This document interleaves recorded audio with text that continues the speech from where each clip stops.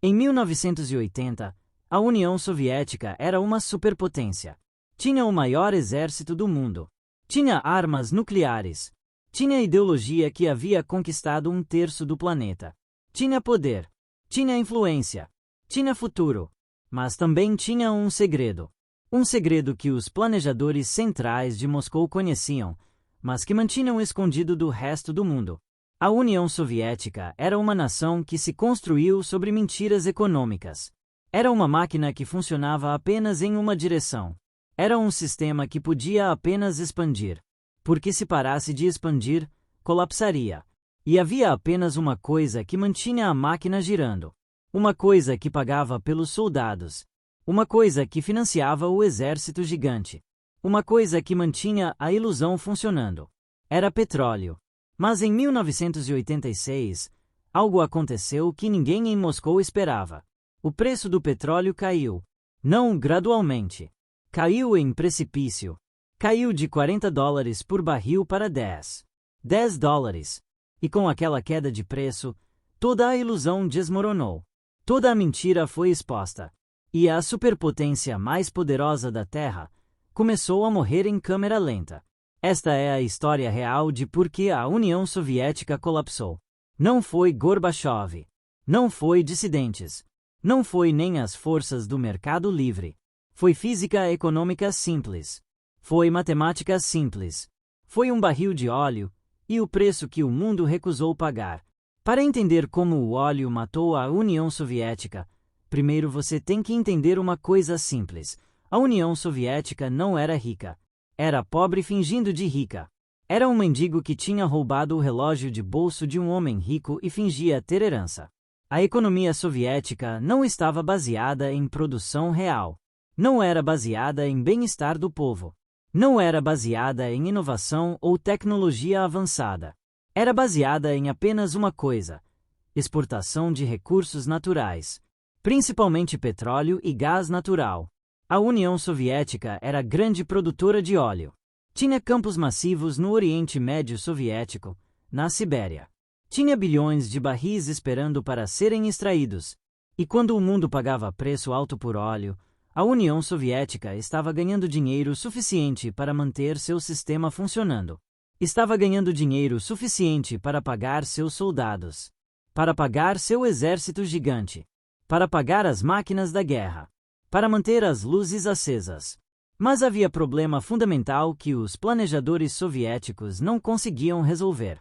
Não conseguiam porque era estrutural. Era que a União Soviética não podia produzir bens que o mundo queria comprar. A tecnologia soviética era atrasada.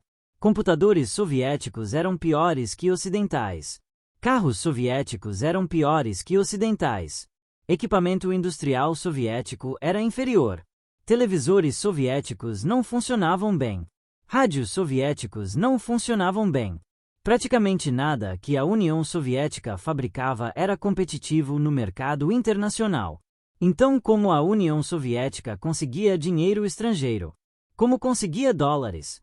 Como conseguia moedas que pudesse usar para importar o que precisava? Havia apenas uma resposta: óleo. Puro. Simples. Óleo. A União Soviética era essencialmente uma nação petrolífera disfarçada de superpotência. Era uma economia de um país do terceiro mundo, mas com armas nucleares. E havia mais um problema.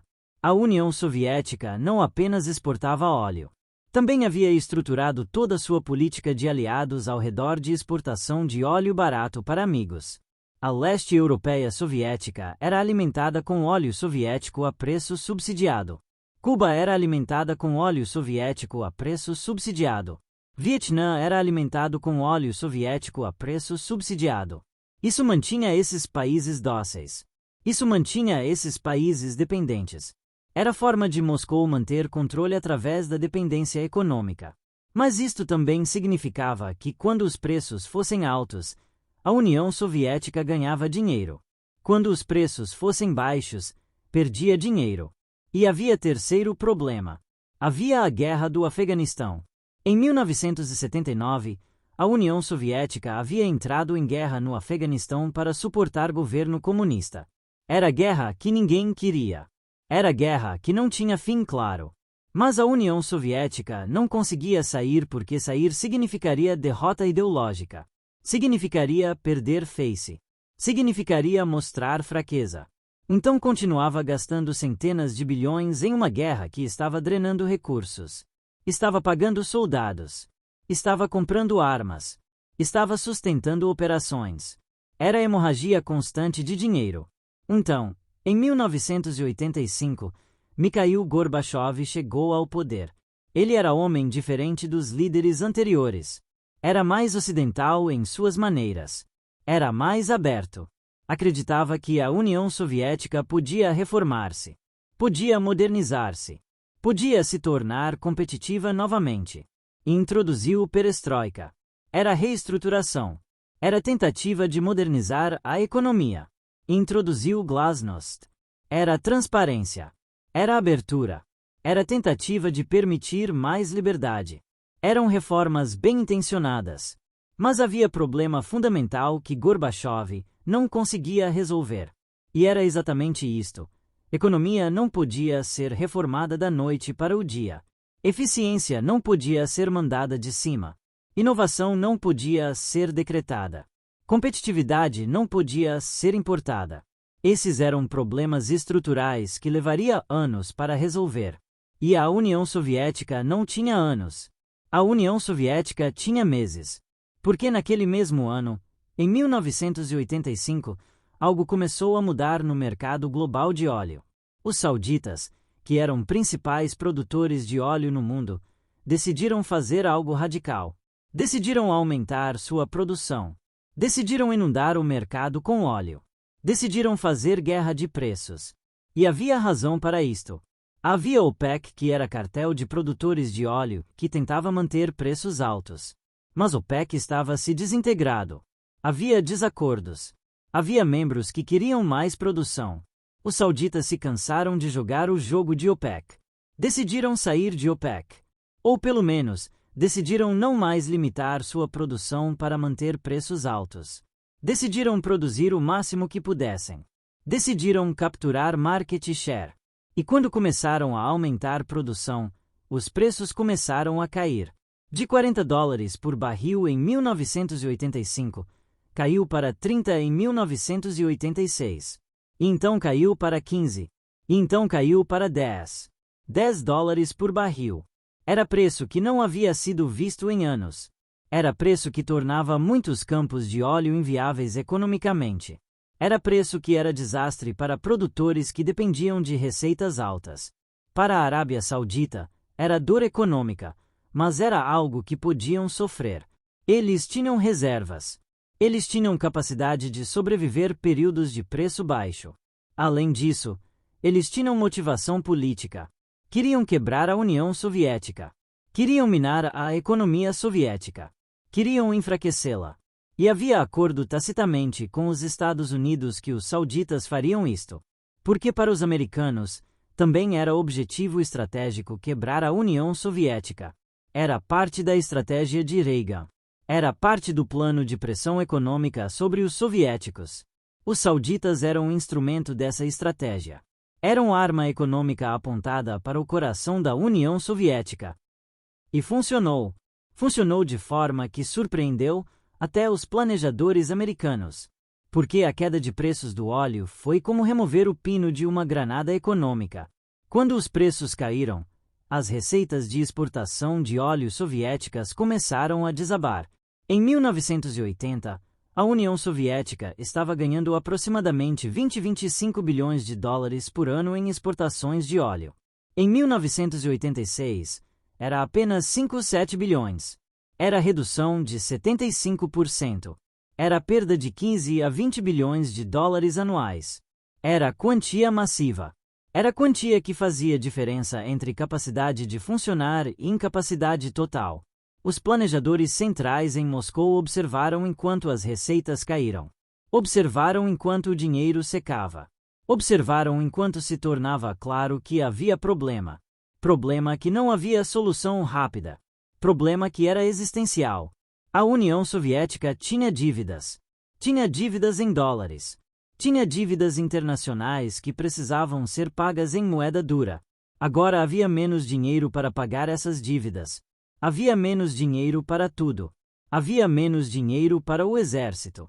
Havia menos dinheiro para abastecer os aliados. Havia menos dinheiro para manter o Afeganistão. Havia menos dinheiro para tudo. E isto começou a criar cascata de problemas. Começou com aumento de tensões. Começou com percepção de que algo estava errado. Começou com percepção de que não havia comida suficiente. Não havia produtos suficientes nos prateleiras. Não havia recursos suficientes. Começou a haver filas. Começou a haver racionamento. Começou a haver escassez. E enquanto isto estava acontecendo, Gorbachev estava tentando reformar.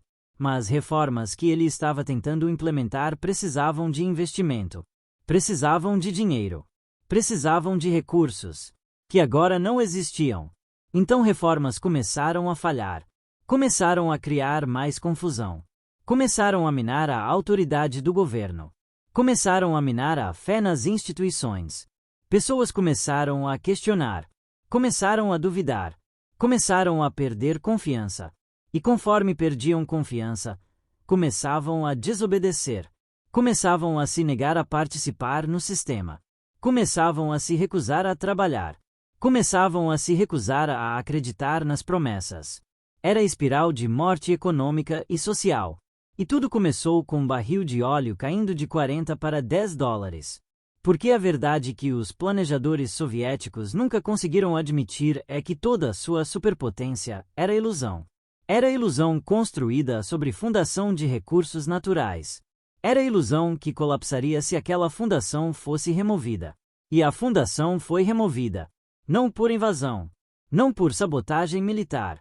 Apenas por mercado. Apenas por decisão de sauditas aumentarem produção. Apenas por física de oferta e demanda que funcionava. E nada que Moscou podia fazer podia mudar isto. Porque você não consegue reformar a economia quando não tem dinheiro para gastar. Você não consegue modernizar quando não consegue pagar engenheiros. Você não consegue manter exército quando não consegue pagar soldados. E você não consegue manter império quando não consegue exportar recursos para manter seus aliados dependentes. Entre 1986 e 1991, a União Soviética passou por transformação que pareceu política e ideológica na superfície, mas era fundamentalmente econômica em sua essência. Não era escolha. Era necessidade desesperada. Era tentativa de sobreviver com recursos cada vez menores. Gorbachev tentou várias coisas. Tentou reformas. Tentou abertura. Tentou transparência. Tentou aumentar eficiência. Mas nada funcionou porque o problema não era falta de eficiência. Era falta de dinheiro. Era falta de receita. Era falta de recursos. E você não consegue resolver problema de falta de dinheiro através de reformas administrativas. O que aconteceu foi que conforme se tornava claro que a União Soviética não conseguia mais manter seu império, os satélites começaram a rebelar-se. Leste europeia começou a se afastar. Começaram a reclamar de subsídios de óleo barato que estavam desaparecendo. Começaram a reclamar de falta de bens. Começaram a questionar por que ainda estavam sob controle soviético. Começaram a perceber que a União Soviética, que dizia ser superpotência, era na verdade nação pobre vivendo de ilusão. Em 1989, o Muro de Berlim caiu. Não caiu porque Gorbachev era progressista. Caiu porque a União Soviética não tinha mais dinheiro para manter forças de ocupação. Caiu porque os sauditas tinham decidido inundar o mercado de óleo com 5 anos antes. Enquanto isto estava acontecendo, havia algo mais ocorrendo. Havia desintegração do próprio sistema soviético. Havia começado a haver mercados paralelos. Havia começado a haver economia sombra. Havia começado a haver corrupção em massa. Porque quando o sistema central não consegue fornecer o que as pessoas precisam, as pessoas começam a criar seus próprios sistemas. Começam a contrabandear. Começam a roubar. Começam a criar economia de mercado negro. E isto acelerava o declínio porque significava que a formalidade da economia estava desaparecendo. estava sendo substituída por atividades informais que o governo não conseguia taxar. Significava que era menos receita. Era menos capacidade de manter o que restava do sistema. E havia o Afeganistão. O Afeganistão era sangramento que não parava. Eram soldados que morriam. Eram recursos que eram gastos. Eram vidas que eram perdidas. E para quê? Para manter presença em país que odiava os soviéticos. Para sustentar governo que não tinha legitimidade. Era gasto que não fazia sentido. Mas era gasto que a União Soviética havia cometido e não conseguia sair sem parecer fraca. Então continuava gastando. Continuava sangrando recursos. Continuava investindo em causa que estava perdida. Mas havia momento que chegou quando ficou claro que não havia mais opção. Havia momento quando até o mais dedicado planejador central precisava admitir que o jogo tinha acabado. E esse momento chegou no final de 1991.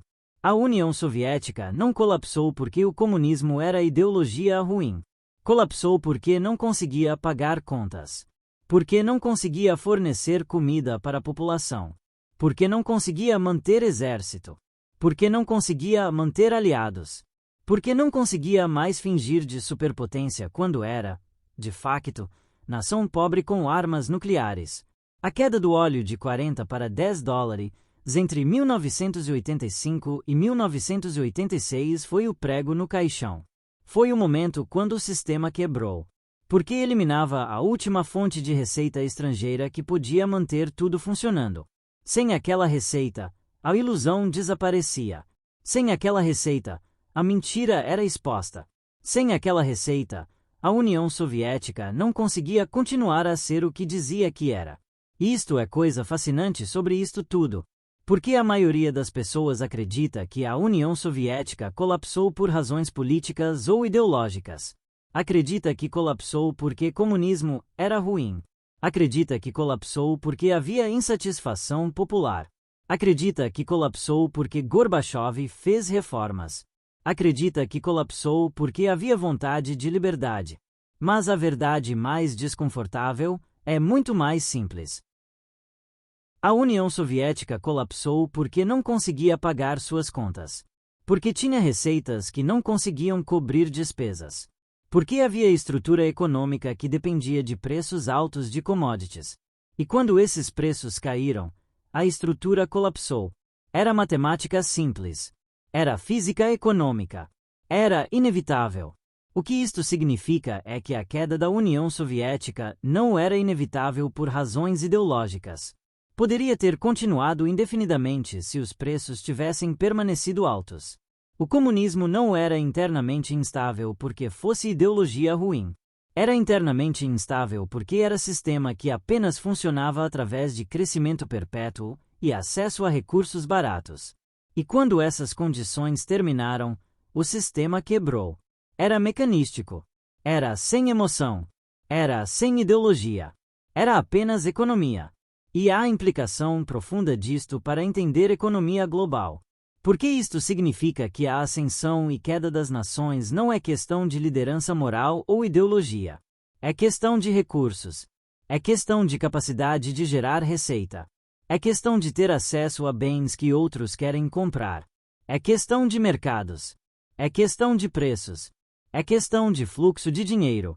A superpotência mais poderosa da Terra foi destruída não por exército, não por revolução, não por ideia mais atraente. Foi destruída por mudança em preço de uma commodity. Foi destruída porque os sauditas decidiram aumentar produção. Foi destruída porque a Arábia Saudita tinha interesse em quebrar a União Soviética. Era isto. Era simples. Era direto. E isto é lição valiosa para hoje. Porque há nações que também estão estruturadas assim. Há nações que dependem muito de exportações de recursos naturais. Há nações que têm receitas que flutuam com os preços das commodities. Há nações que estão vulneráveis a choques de preços. Porque quando os preços caem, tudo muda. Muda poder político. Muda capacidade de manter aliados. Muda capacidade de manter exército. Muda a capacidade de manter o que você promete aos seus cidadãos. E quando isto muda, o sistema muda também. Pode haver revoluções. Pode haver colapsos. pode haver transformação total. A história da queda da União Soviética não é história que é contada frequentemente desta forma, porque é muito mais confortável contar história sobre colapso ideológico. É mais satisfatório pensar que comunismo colapsou porque era ruim. É mais agradável pensar que democracia venceu. É mais gratificante pensar que houve progresso moral. Mas a verdade é que não havia nenhum disto. Havia apenas economia. Havia apenas preços caindo. Havia apenas recursos secando. Havia apenas matemática. E se você entender isto, você entende que toda história de nações é história de economia. Toda história de impérios é história de fluxo de recursos. Toda história de poder é história de capacidade de gerar receita. Porque quando você tem receita, pode pagar exército. Quando pode pagar exército, pode manter poder. Quando pode manter poder, pode continuar a ser superpotência. Mas se você perde receita, tudo desmorona. Porque você não consegue pagar. Você não consegue manter. Você não consegue continuar. E você colapsa. Não dramaticamente. Não de forma abrupta. Mas inevitavelmente. Porque matemática não nega. Economia não nega. Física não nega. Você não consegue gastar mais do que ganha indefinidamente. E quando finalmente chega o momento quando você não consegue, o sistema muda. Radicalmente. Completamente. Inevitavelmente. A queda da União Soviética foi escrita em 1986, não em 1991. Foi escrita quando o óleo caiu de 40 para 10. Tudo que veio depois disso, toda política, toda ideologia, toda reforma, toda abertura, foi apenas epílogo. Era apenas administração do colapso. Era apenas tentativa de tornar o colapso menos caótico. Mas o resultado era inevitável desde o momento que os sauditas decidiram inundar o mercado de óleo. A lição final é simples. Superpotências não são indestrutíveis. Não são baseadas em força de vontade ou ideologia superior. São baseadas em fluxo constante de recursos. São baseadas em capacidade de pagar as contas. São baseadas em matemática. E quando a matemática muda, tudo muda. Uma nação que era superpotência ontem pode ser nação quebrada hoje. Não porque algo mudou filosoficamente. Porque os números pararam de funcionar. E ninguém consegue lutar contra números. Números simplesmente são. E quando você não consegue mais pagar, você colapsa. A União Soviética aprendeu isto em 1986. E o mundo inteiro deveria aprender.